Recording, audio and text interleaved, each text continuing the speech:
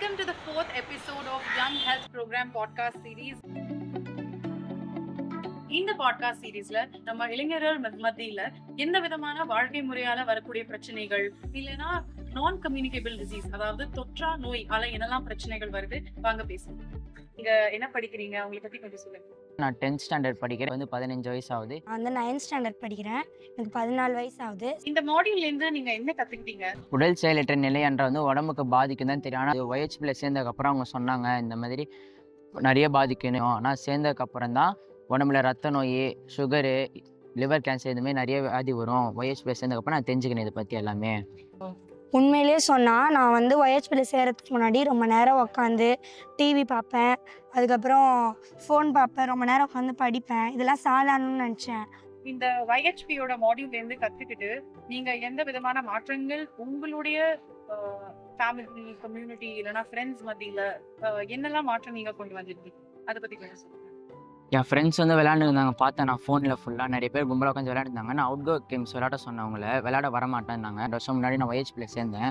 அவங்க சொன்னாங்க இந்தமாரி கேம் விளையாடாமல் கேம் விளையாடினே வீட்டில் உட்காந்துருந்தா நிறைய சைடு எஃபெக்ட் வரும்னு சொன்னாங்க. இதை தெரிஞ்சுக்கின்னு நான் ஃப்ரெண்ட்ஸ் கிட்ட சொன்னேன் அவுட்டோர் கேம்ஸ் விளையாடலான்னு.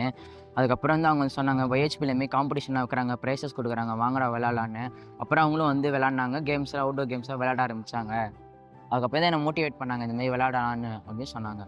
நான் 2 வருஷத்துக்கு முன்னாடி OHPல போய் சேர்ந்தேன். அங்கே என்ன கற்றுக் கொடுத்தாங்கன்னா, வீட்டில் டான்ஸ் ஆடுங்க, எக்ஸசைஸ் பண்ணுங்கள், இன்டர்வல் டைம்லலாம் வந்து நடங்க, ஓடுங்க, உக்காந்துட்டே இருக்காதீங்க அப்படின்னாங்க. என் ஃப்ரெண்ட்ஸு ரொம்ப பாதிச்சதால் நான் அவங்க ஃப்ரெண்ட்ஸாக நான் யோசித்து என்ன பண்ணேன்னா, அவங்களுக்கு வந்து டான்ஸ் ஆடுங்க அப்படின்னு சொன்னேன். அவங்க இதெல்லாம் வந்து பயன்படுத்துனதால் அவங்க வாழ்க்கையில் மாற்றம் ஏற்பட்டுச்சு.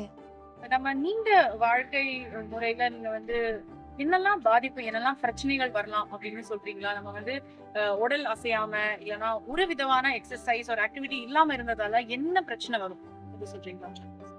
சுகரு, ஹார்ட் டிசீஸ், சைக்காலஜி பிரச்சனை இதெல்லாம் வந்து உடல் அசைவின்மையினால முக்கியமான காரணம்னு சொல்லிட்டு நான் தெரிஞ்சுக்கிட்டேன். ஸ்கூலில் என்ன பண்ணுவேன்னா, ஸ்கூல் விட்டு வந்ததுக்கப்புறம் பேட்மிண்டனு, டான்ஸ், எக்ஸசைஸ்லாம் பண்ணுவேன். உடல் செயல்பாட்டு இருந்தால் விளையாட விட்டால் ஜிம் போகிறது மட்டும் இல்லை, நம்ம உடம்பு வந்து நம்ம பிடிச்ச மாதிரி அசைச்சிக்கவும் யூஸ் பண்ணிக்குவோம் தான். அதாவது சைக்கிளிங், வாக்கிங் போகிறது எல்லாமே சின்ன சின்ன வேலை தான். ஆனால் அது நம்ம உடம்புக்கு வந்து ரொம்ப ஹெல்ப்ஃபுல்லாக இருக்கும். ஆக்டிவா இருக்கிறதுக்கு நீங்க எந்த விதமான எக்ஸசைசஸ் இல்லைன்னா மூவ்மெண்ட் மாதிரி நீங்க உங்க ஃப்ரெண்ட்ஸ், உங்க பியர்ஸ் மத்தியில நீங்க ஷேர் பண்றீங்க? எனக்கு தனிப்பட்ட முறையில் சைக்கிள் ஓட்டுறது, வாக்கிங் பண்ணுறது, கேம் விளையாடுறதுலாம் ரொம்ப பிடிக்கும். என் ஃப்ரெண்ட்ஸோடு சேர்ந்து யோகா பண்ணுவேன், ஃபுட்பால் விளையாடுவேன், ஸ்போர்ட்ஸ்லாம் நிறைய விளையாடுவேன். இதனால் என் உடம்பு வந்து இம்ப்ரூவ்மெண்ட் ஆகும், என் மசில்ஸ் எல்லாமே டெவலப் ஆகும். இதை வச்சு நான் கற்றுக்கணும். நான் என் ஃப்ரெண்ட்ஸோட வாலிபால் விளாடுவேன், அதுக்கப்புறம் நடப்பேன். இதனால ஒரு 5 நிமிஷம் நான் ஒதுக்குவேன். என் ஃப்ரெண்ட்ஸோடு நடந்துட்டு ஊரெல்லாம் சுற்றி பார்த்துட்டு அதுக்கப்புறம் லிஃப்ட்டில் போகாமல் படிக்கட்டில் ஏறுவேன். உங்களோட எக்ஸ்பீரியன்ஸ் YHPல என்னன்னு சொல்லுங்க. YHP மூலம் நான் வந்து கிரிக்கெட் விளையாட இந்தமாதிரி காம்படிஷன்லாம் சேர்த்துருந்தாங்க. சேர்க்கறதுனால நான் நிறைய விளையாட கற்றுக்கினேன். அதுக்கப்புறம் வந்து ஸ்கூலுக்கு போகும்போது நான் நடந்து தான் போவேன். யோகா எக்ஸசைஸ்லாம் எங்கள் ஊர்லேயே நடக்குது, அதனால் ஊர்லேயே யோகா பண்ண ஆரம்பித்தேன். ஸ்கூலுக்கு நடந்து போகிறது, சின்ன சின்ன இடத்துக்குலாம் நடந்து போகிறேன். உங்களுக்கோ இல்லைன்னா இளைஞர் மத்தியிலையோ உங்களோட ஃப்ரெண்ட்ஸுக்கோ வெளியில போய் வந்து விளையாடுறதுக்கு அந்த மாதிரி வாய்ப்புகள் கிடைக்குதா, இருக்கா? இருந்ததுன்னா எந்த மாதிரி கேம்ஸ் இல்லைன்னா எந்த மாதிரி விளையாட்டுகள்ல வந்து உங்களுக்கு ரொம்ப ஆர்வம் ஜாஸ்தியா இருக்கு? எங்கள் ஸ்கூலில் வந்து வசதி உள்ளது. அது வந்து மைதானம் இருக்குது, கிரிக்கெட் ஃபுட்பால் விளையாட கிரவுண்ட் இருக்குது. அந்த கிரவுண்டில் வந்து எங்களுக்கு எப்போ சோம்பேறித்தனமாக இருக்குன்னு தோணுதோ அப்போ வந்து நாங்கள் கிரவுண்டில் விளையாடுவோம். எனக்கு வந்து ஃபுட்பால் ஸ்போர்ட் வந்து ரொம்ப பிடிக்கும், அதனால் அது நான் நிறைய விரும்புவேன். என் ஃப்ரெண்ட்ஸுக்கும் நிறைய சொல்லிக் கொடுப்பேன்.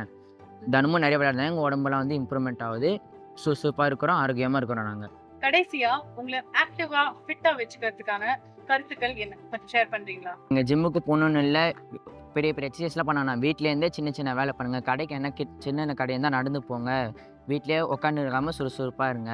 இப்படி இருந்தால் உங்கள் உடம்பு ஆரோக்கியமாக்கும், மனசும் ஆரோக்கியமாக இருக்கும். உடல் செயல்பாடு வந்து வயசு வித்தியாசம், ஆண் பெண்லாம் பார்க்காம நம்ம வந்து எல்லாரும் வந்து சுறுசுறுப்பாக இருக்கணும், உடம்பு அசைச்சிட்டே இருக்கணும், எக்ஸசைஸ் பண்ணணும். உங்கள் ஆரோக்கியம் உங்கள் கையில். Thank you so much for joining this podcast series. வாங்க நம்ம எல்லாருமே சேர்ந்து இந்த ஒரு ஆரோக்கியமான வாழ்க்கையை தேர்ந்தெடுப்போம்.